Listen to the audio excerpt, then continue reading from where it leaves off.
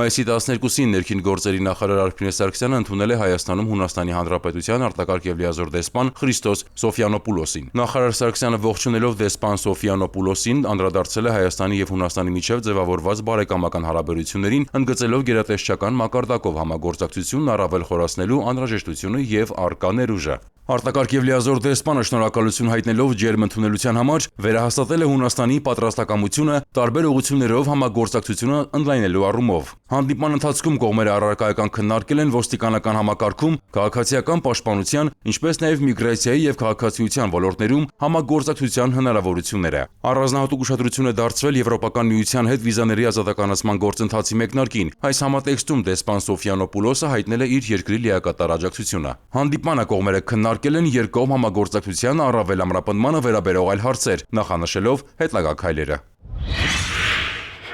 Մայիսի 14-ին ժամը 9:37-ին ճգնաժամային կառավարման ազգային կենտրոնը հազանգ է ստացվել, որ Երևան քաղաքի Արինբերդի փողոցում այրվում է բենզինի դատարկ ռեզերվուար։ Հրդեհաշիջման աշխատանքների ծավալով պայմանավորված դեպքի վայր են մեկնել նաև լրացուցիչ ուժեր։ Ահազանգով դեպքի վայր են մեկնել Հրշեջ փրկարարական 6 մարտական հաշվարկ, հերթապահ և օպերատիվ խմբեր։ Պարզվել է, որ հրդեհի օջախը Արինբերդի փողոցի 3-րդ նրբանցքում գտնվող վառելիքի պահեստի 800,000 լիտր տարողությամբ բենզինի ռեզերվուարն է։ Հրշեջ փրկարարների արագ արձագանքման ու տեղում հրդեհաշիջման աշխատանքների ճիշտ կազմակերպման արդյունքում հաջողվել է կանխել հրդեհի տարածումը հարակից 5 ռեզերվուարներ, բացառելով նոր բռնկման ռիսկը։ Զուգահեռ իրականացվել են նաև ռեզերվուարի հովացման աշխատանքներ։ Համատեղ ջանքերի արդյունքում հրդեհը մեկուսացվել է ժամը 10:15-ին, իսկ րոպեներ անց մարվել։ Նախնական տվյալներով մարումից հետո ռեզերվուարում եղել է մոտ 1,5 տոննա բենզինային վառելիք։ Համայնքային ոստիկանության աշտարակի բաժնի ծառայողները տեղեկություններ էին ստացել, որ Արտաշավան գյուղի 31-ամյա բնակիչը տանը և օժանդակ շինություններում ապօրինի պահում է ատրճանակ և ռազմամթերք։ Նախաձեռնվել է քրեական վարույթ։ Արտաշավանցու տան խուզարկությամբ հայտնաբերվել են թմբուկավոր ատրճանակ, ինքնաձիգի պահեստատուփեր և տարբեր տրամաչափի 172 փամփուշտ։ Նախաքննությամբ հանգամանքները պարզվում են։ Ծանուցում ենթադրյալ հանցանքի մեջ կասկածվողը կամ մեղադրվողը համարվում է անմեղ, քանի դեռ նրա մեղավորությունը ապացուցված չէ Հայաստանի Հանրապետության քրեական դատավարության օրենսգրքով սահմանված կարգով, դատարանի օրինական ուժի մեջ մտած դատավճռով։ Համայնքային ոստիկանության Արտիքի բաժնի ծառայողները տեղեկություններ էին ստացել, որ Արտիկ քաղաքի 47-ամյա բնակիչը տանը թմրանյութ է պահում։ Նախաձեռնվել է քրեական վարույթ։ Արտիկցի տղամարդու տան զննությամբ հայտնաբերվել է շուրջ 37 գրամ մարիխուանայի դեղնականաչավուն զանգված։ Տղամարդը ձերբակալվել ու տեղափոխվել է ձերբակալվածների պահման վայր։ Նախաքննությամբ հանգամանքները պարզվում են։ Ծանուցում ենթադրյալ հանցանքի մեջ կասկածվողը կամ մեղադրվողը համարվում է անմեղ, քանի դեռ նրա մեղավորությունը ապացուցված չէ Հայաստանի Հանրապետության քրեական դատավարության օրենսգրքով սահմանված կարգով, դատարանի օրինական ուժի մեջ մտած դատավճռով։ Ներքին գործերի նախարարության շրջիկ սպասարկման գրասենյակները մայիս ամսին կշարունակեն հանրային ծառայություններ մատուցել Հայաստանի Հանրապետության մարզերում։ Ներքին գործերի նախարարի հրամանի համաձայն մայիս ամսին ծառայություններ կմատուցվեն հետևյալ բնակավայրերում։ Մայիսի 15-ին և 16-ին Կոտայքի մարզի Նոր Հաճն և Բյուրեղավան համայնքներում, Սյունիքի մարզի Կորնիձոր, Տեղ, Շինուհայր համայնքներում, իսկ մայիսի 23-ին վերնշված մարզի համայնքներում կիրականացվեն մայիսի 15-ին և 16-ին ներկայացված դիմումների հիման վրա փաստաթղթերի հանձնման աշխատանքներ։ Շրջիկ սպասարկման շրջանակում քաղաքացիները կարող են փոխանակել անձնագիրը, ստանալ ժամանակավոր պաշտպանության վկայական, տեղեկանքներ, իսկ Լեռնային Ղարաբաղից տեղահանված անձինք Հայաստանի Հանրապետության քաղաքացիություն ստանալու համար կարող են տեղում դիմումներ ներկայացնել։ Վարորդական իրավունքի ու սեփականության վկայականների, հաշվառման վկայագրի փոխանակման կամ կորստի դեպքում քաղաքացիները մոտենալով շրջիկ գրասենյակ կարող են նորը ստանալ օգտվել նաև հաշվառման քննական բաժինների կողմից մատուցվող այլ ծառայություններից։ Հարգելի քաղաքացիներ, բջջային էլեկտրոնային ստորագրությունը կարող եք ակտիվացնել էլեկտրոնային կրիչ ունեցող և առանց կրիչի նույնականացման քարտերով։ Ձեր նույնականացման քարտի PIN և PUK կոդերը եզակի են և կորցնելու դեպքում վերականգնել հնարավոր չէ։ Սակայն եթե կորցրել եք դրանք, քարտը վերաթողարկելու կարիք չկա։ Նույնականացման քարտով կարող եք մոտենալ բջջային օպերատորի գրասենյակ և հեշտությամբ ակտիվացնել էլեկտրոնային ստորագրությունը։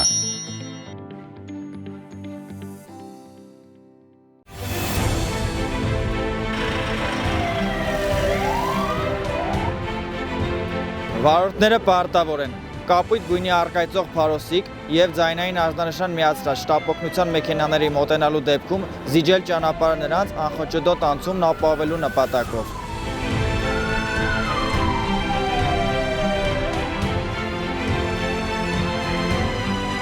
Ճանապարհը չզիջելը առաջացնում է տուգանքի նշանակում նվազագույն աշխատավարձի 20 ապատիկի չափով 20,000 դրամ։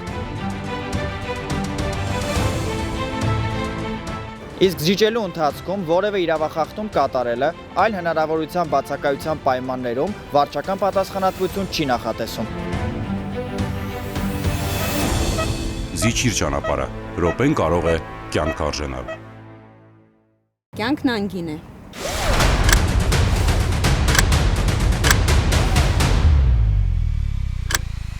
Ամրագոտին կյանքեր է փրկում։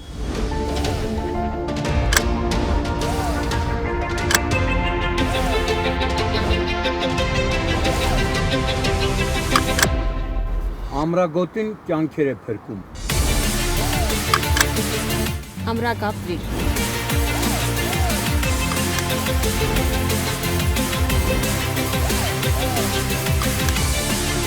Ամրագոտին կյանք է փրկում։ Ամրագոտին կյանք է փրկում։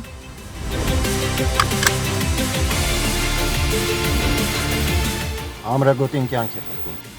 Ամրագոտին Կյանք է փրկում։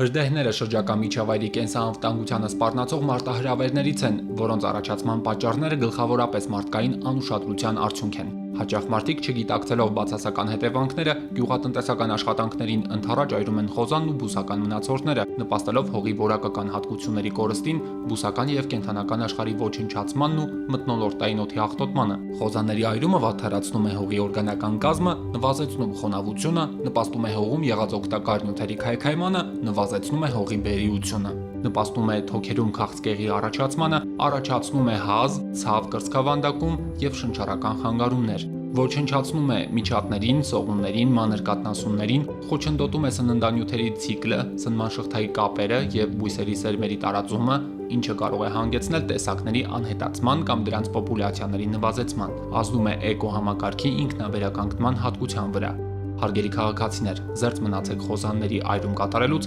պահպանելով շրջակա միջավայրի կենսաբազմազանությունը, իսկ նկատած հրդեհի կամ ծխի դեպքում զանգահարեք 911 հեռախոսահամարին։